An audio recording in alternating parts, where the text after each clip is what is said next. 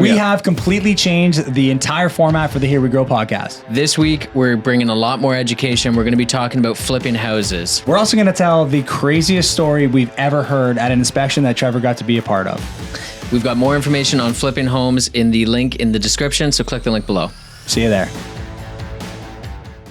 What's up, and welcome to another episode of Here We Grow, where we talk all things real estate. We're going to talk a lot more about topics that are more relative and more informational than we have been. We're changing up the format. We're very excited about that. We're going to talk about what makes people successful, and my favorite part, we're going to tell the real estate stories, the untold stories that you may only hear from a realtor at a bar. So today's episode, we're going to talk about house flipping, and more specifically what a house flipper is. So why don't you tell us, we'll start us off with the definition. What is the definition of a house flipper? So a house flipper is in essence somebody who buys a property, they hold it for a short period of time, and then they sell it again for a higher price to make some money on that property. Typically, when you're doing this, you're adding value in some sort of way to the home as well. So, okay, this is something I'm very passionate about. This is what I started my career in real estate. I knew it was going to be hard to build my business. They say it takes 3 to 5 years to get to the referral point in your business. I knew that I was going to have some extra time on my hands, so I flipped a few properties to kind of subsidize that income. And honestly, it's just a hell of a lot of fun. There's it's high risk as opposed to buying properties for rental or other real estate investments, but it's very, very exciting if you do it right. And we have seen a lot of people do it wrong. So absolutely, I think the key questions you got to ask yourself when you're getting into flipping properties is, what are you actually looking for? And I do think that, I think this is relative to every type of investor. You're looking for something different, and every investor is looking for something different. So what areas do you want to be in? And I'll say from my experience, the areas that you want to be in are going to be areas with, like, I would look at what are the areas with the least days on market, because one of the key factors in this process is you don't want to hold this property for a long period of time. So part of that, and something to think about too, is that a lot of these are done with either all cash or private financing, because you have to do them quickly. But in that, what are the areas that had the least days on market, so you don't have to hold this property for a long period of time? The other thing to ask yourself is kind of the price range that you want to be in, which also affects the days on market. So if you're in the average price range or the lower end of the average price range, it's going to be a lot easier to sell your property than it is $1 million home in our market. Like our market, the average sales price is $600K. So I would want to be personally below that $600K mark, trying to shoot for either 600 or above. Yeah. The next thing you want to look for are the house features. The big ticket items are the biggest question. That's where you can go wrong, because you want to go in there and add the least amount of money for the most, amount of return. So if you have to fix a furnace, the windows, the roof, the AC, like the big ticket items that you're not going to see a return on your investment for, that cuts into your bottom line. And that's the biggest thing, is you're trying to create a gap between your bottom line and top line. It sounds simple, but that $5,000 that you spend on the furnace or whatever it is, that's cutting into that profit. And I'll tell you what, as unfortunate as this is, because we have to talk to a lot of sellers about this, putting on a new roof does not necessarily gain you that much more when it comes time to sell. Yeah. Is the roof in good shape? That's all the buyer's looking at. Unfortunately, they won't say, oh, it's got a brand new roof, we're going to spend way more money on it. But if they're looking at a brand new kitchen, they might go drastically more than it might cost them to redo the kitchen. Home is an emotional investment. It's not like just numbers for most people. It's a home where they're going to spend the rest of their lives. And if you can create that wow factor through those big tickets, through the main items in the house, kitchens and bathrooms sell properties. So that's where you want to be looking. Where is a property in what area? So what's the average price range in that area? So let's say you decide an area and it's, somewhere has low days on market. The average price point is 600, and you find a similar property. So there's two side split properties. One has sold recently for, let's say, 700,000, and you find one that needs a bunch of work for 500. That's the game right there. So how much money does that $500,000 property need to get to the one that just sold for 700? If they're the same layout in the same neighborhood, that's an easy one. Hopefully it's less than 100 grand and you got a 100 grand markup. That's what you're looking for. But those house features need to be like, the kitchen's ugly. Perfect. The flooring's crap. Awesome. Bathroom sucks. The bathroom sucks. Sweet. Those little things. So you can walk in, just give it a makeover, put makeup on a pig, Yeah. and then walk away with basically the same product as the other one. Another thing I don't think people really think about is landscaping. You want to make sure that that's not totally rode off as well, because curb appeal is everything. So you want to find something that you're not going to have to spend a lot of work on. If the entire lawn is because one of my flips, it was I was living in it, so it was different, but it took me 6 months to get that. It took me the entire summer to get that lawn figured out. It was as high as this table, which I don't know if you can tell from the thing, but it's waist high. So, somebody coming in and me trying to get them to overspend for a property would have been very difficult if, I had the jungle in my backyard, which I did. So, the last question, which I kind of just touched on, is resaleability. So, which I'm not sure if that's quite a word, but how resellable is it? And that all comes down to the average price range in that area. And you're looking for something that's recently sold with similar layouts.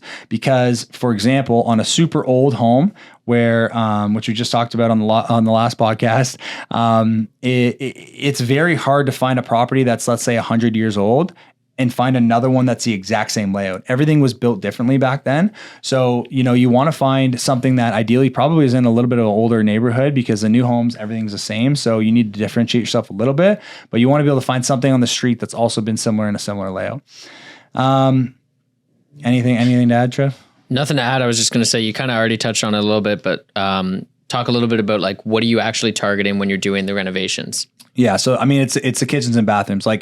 I think you're looking for the things that people don't want to do the work to fix. Yeah. So when you walk in there and people get rubbed the wrong way, if there's a bad smell or whatever, the carpets are beat up, those are jackpots for flippers. The things that people walk in and they go, ooh, no, yeah, that's not what I thought it was, whatever. That's where you go, yes, because hopefully all the other buyers that have gone through have said the same thing. They're not interested in the property. Hopefully you can get the property for even less than the asking price, and then do the work to make it that much better.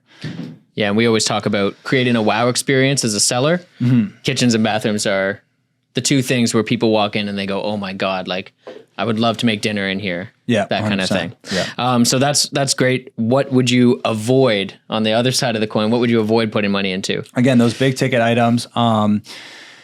Anything that you think is going, this is also, here's the big key is get yourself aligned with the right people. Get yourself aligned with the realtors who have either had experience with clients doing this or have done it themselves, or get yourself aligned with somebody who is doing this right now, because you can learn from their mistakes. What I would avoid spending money on is anything that's not going to yield me a result. I know that from experience, I've never seen a buyer walk into a home and go, wow, that furnace is sexy. That's a new furnace, man. Let's go another 20 G's. It doesn't happen. But I've seen somebody look at granite countertops and go, I want to spend another 20,000 when those granite countertops cost 5,000. Yeah. So people this is the other thing too that I've noticed, and this is kind of a little bit of a message for a buyer out there. People have an unrealistic expectation because they haven't done it and they're not, versed in this kind of, realm. People have an unrealistic expectation of what things cost. I've watched people walk into homes and right and be like, oh my God, this kitchen is gonna be $100,000.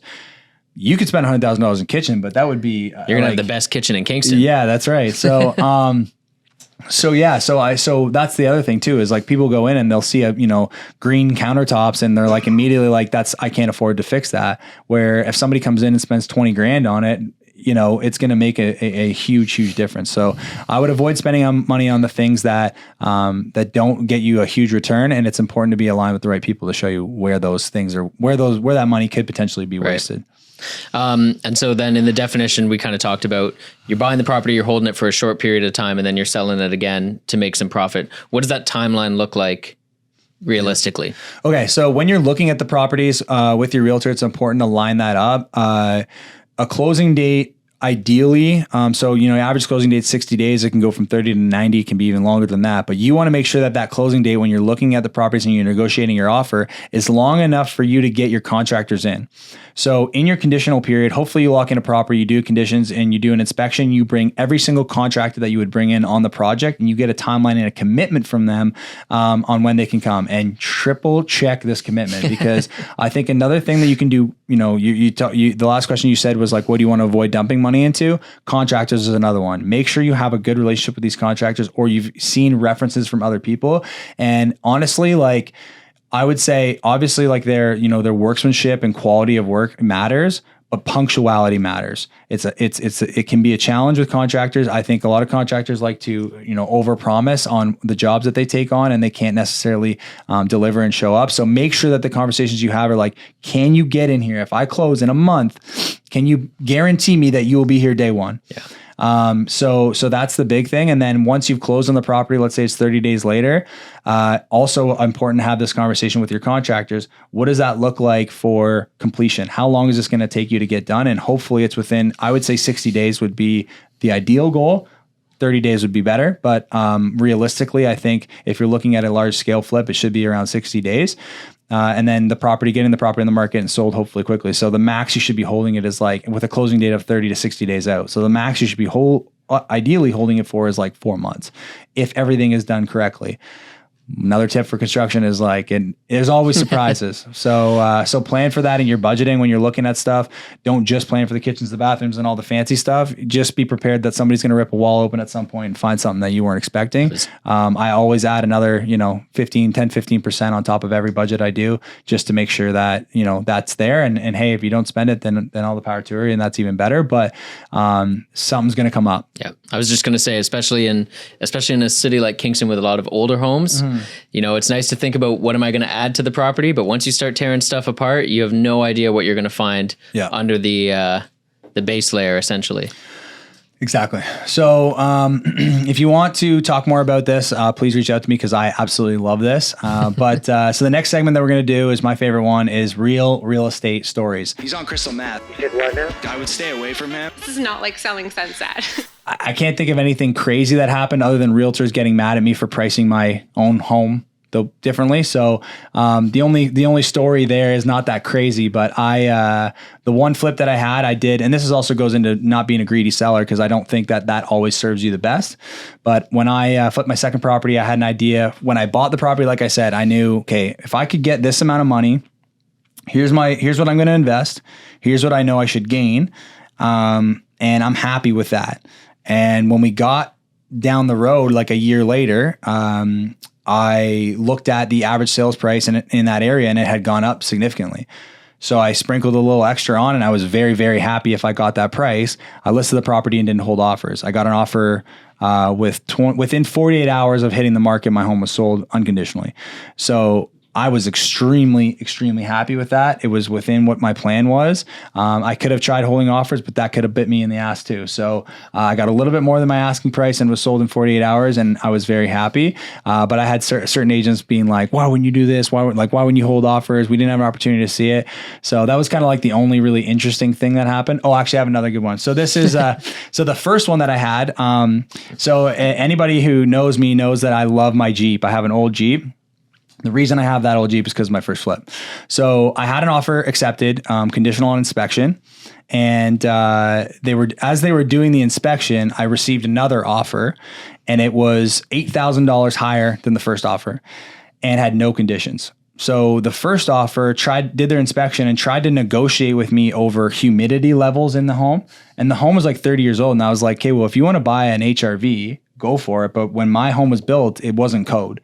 So if the humidity is too high, then like do something about it. But that's not something that I believe we should negotiate, which by the way, at inspections, I think negotiations, in my opinion, are big ticket items. So things that cost in excess of a few $1,000s. So anyways, I said, you know what? I had a backup offer. I was very happy about it. And I said, you know what? If you guys want to try to play hardball, go ahead. I'll let the deal die. And, they did. I got $8,000 more, and that bought me my beautiful old Jeep TJ. So and that's it. And that's it. So yeah. So okay. So the last one we want to get into is this next segment called real estate stories. And this is more so like those are my stories from flipping, but I want to tell like the crazy stuff that's untold. So we had somebody, and I feel like you should tell it because you're the one who experienced it. There's 3 things that happen with these clients that are kind of cool. So talk about your inspection walkthrough from the information you received about a tick to you being the cameraman for something pretty epic. Yeah. We got there kind of looking around the property a little bit, and the tick thing was just funny. This was your second time at the property. Like I went the first time. This is my second time at the property. Also second time meeting these clients. Right. And the tick thing is just a quick story, but he got a tick in a pretty, what's the best way to put it? A compromising spot. Yeah. Not somewhere I would want to have a tick. Yeah. But the big story with these guys. But within the first 2 minutes, he was like, by the way, last time I was here, tick on my nuts. Yeah, we pretty much just finished shaking hands, and then we're talking about a tick on his nuts. So, but the big story with these guys, and again, second time meeting these clients in person. And this is something that's never happened to me or my father, who's been in the business for 20 years. So go ahead. Yeah. So we're going through, the inspection's going very well. No major red flags. Everything's feeling really good. And then I see the well inspector pull up. So I just said, you guys keep doing your thing. I'm just going to go outside, get him set up, and I'll be right back. So I'm outside talking to the well inspector. He's getting everything going. And I see the one client come out of the house, and this is the happiest guy in the world, by the way, the nicest client I think we've had in the last year. He's amazing. And he comes out and his face is like he looks pissed. And I'm thinking, I've been out of the house for 2 minutes. What's going wrong? What the hell came up while we were looking at the bedrooms that pissed this guy off so much, right? And so I go over, I'm like, hey, everything good? He goes, yeah, everything's fine. Everything's fine. He goes, listen, man, I need a big ask out of you. And I'm like, oh God, what are we getting into here? And he goes, I need you to be a cameraman. I said, okay, sure. What's going on? And he just pulls out a ring and he goes, I'm gonna propose here.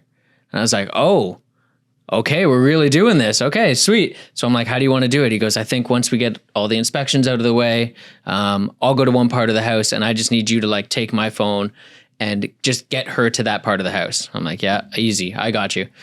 So we get back into the house. We finish the inspection.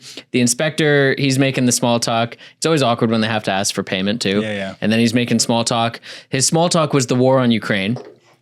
So he's talking, he's going off about this. I'm eyes locked. How do you transition? Well, this is the thing, right? She's locked in. She's like, yeah, I know. And it's crazy, blah, blah, blah. And I'm eyes locked with the guy who's about to propose. And he's sweating. And he's looking at me like, we got it. Yeah. No, we got to get this going, right?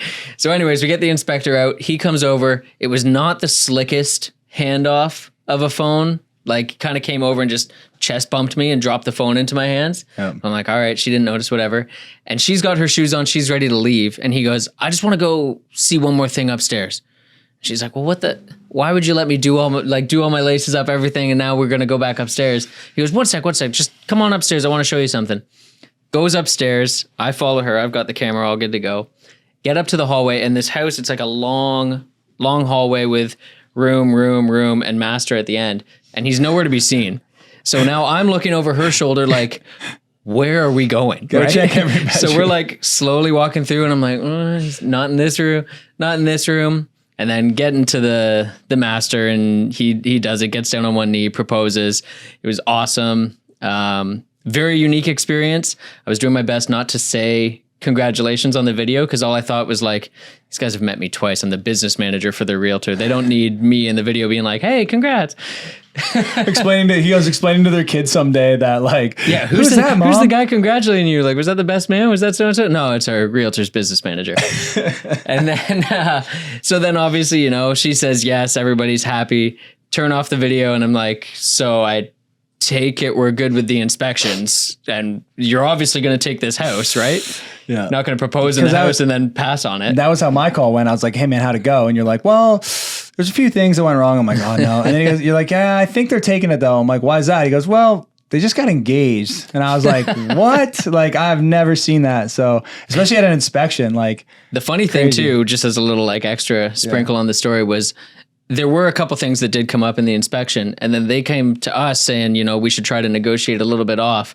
And Pat and I were saying to ourselves, the sellers don't know this, but these guys have no leverage here because you just got engaged on camera in this house. You're taking the house no matter what they say. Yeah. The other thing that happened with them too is I should have started with the story because I think that's just the coolest thing ever. But anybody who knows me knows I have a high interest in deer. I'm a big hunter. And when we were pulling up this house was so sick. There was it was all wood and everything. Yeah. It's my type of home. Looked like Yellowstone basically. And sorry, I guess this was the house before. This was the tick incident that I pull up at, and I pulled up. There was like 15 deer in the field, and so I get into my car. And I'm like, guys, did you see the deer? Like, that's so cool. Like, I love that. And like, this is such a country home, whatever. And they're kind of like, yeah, go, no, whatever. And then a second time, I was like standing at the back door. I'm like, guys, you guys are gonna like get deer in your backyard. Like, this is gonna be awesome. Like, you guys are gonna love that. That's so cool. Like, you're back in the woods, whatever. And they're just like, okay, like whatever. And then for some reason, after those two interactions, I thought it was a good idea to pull over on the side of the road to text them to let them know that there was more deer in the same field that I passed. And I just like, as soon as I saw the text, I'm like, I don't know why I think that people have the same interest in deer as me, but you called me and you were like, can you just remind me in the future to not talk about deer so much with people who really just want to buy a home? I feel like I miscalculate what certain selling features are and aren't in homes. So, yeah. Like the one that you were in last night with all the taxidermy. Yeah, it was a good taxidermy though, but it was all over the house. And that's become kind of a game at the office, is if you show a house with taxidermy, tag Pat in it. Yeah. Last thing we're going to do is the bidding wars segment. So we just decided that we're going to do some sort of punishment every week. So we're going to do bidding wars where Trevor and I guess something that's going to happen, predict something that's going to happen next week. And then there's going to be some form of punishment for it, which we will determine at a later date. It's probably going to be some goofy outfits or... I like the idea of doing a blind taste test on something. Yeah, that'd be fun. That's gonna hurt. Okay, so we don't actually have the stat for this week, so this will make it a bit more interesting. We're gonna guess the average sales price next week. Okay. Of all the properties. Where do you want to set the baseline? Because we're doing this as kind of like an over under, right? Yeah. So average sale price right now is we're hovering around Say 620. 620. Yeah. So you want to set the line at 620? 620? Yeah. Okay. Okay, you go first because you gave me the honors last time. Okay. I am going to say next week it'll be over 620. Yeah. I would have agreed, but we have to be against each other here. Yes. So yeah, that's why I took it. Good thing the first one was with the punishment. We'll see we'll see how it plays out for me. So anyways, thank you so much for watching this episode. And if you have any questions on flipping properties, like I said, I would absolutely love to help. It's a big passion of mine. And if there's anything else we can help you real estate wise, love to help. Yeah. And thank you for watching. And as we wrap up every episode, here we go. Hell yeah.